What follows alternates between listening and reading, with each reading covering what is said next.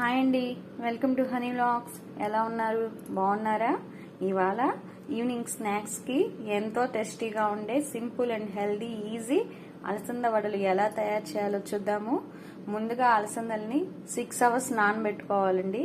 అదే మనం మార్నింగ్ చేసుకోవాలంటే నైటే నానబోసి పెట్టుకోవాలి పప్పుని.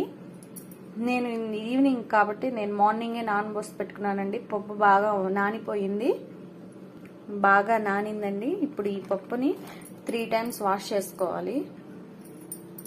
వాష్ చేసేసుకుని ఇవంతా మనకు వడపోసుకునే గిన్నె ఉంటుంది కదా, దాంట్లో ఇట్లా వేసేసుకుంటే మనకు వాటర్ అంతా వచ్చేస్తుందండి. లేకపోతే లూజ్గా అయిపోద్ది, వడలు బాగా షేప్ రావు. వాటర్ అంతా బాగా దిగిపోయిందండి.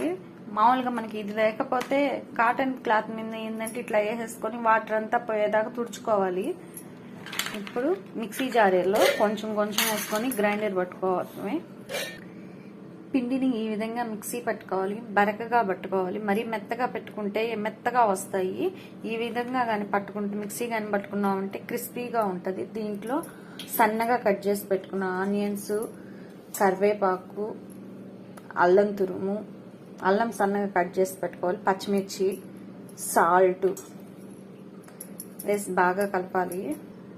ఈ విధంగా కలుపుకొని స్టవ్ మీద మనం బాండెలు పెట్టుకొని డీప్ ఫ్రైకి ఆయిల్ పెట్టుకోవాలి.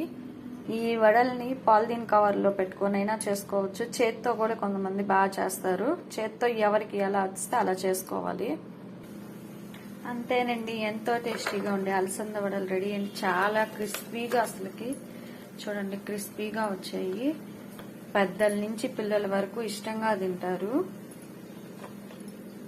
దీనికి కాంబినేషన్ చికెన్ కర్రీ, ఎర్రగారంతో కూడా బాగుంటాయండి.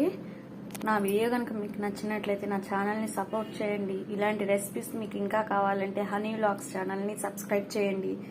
Thank you.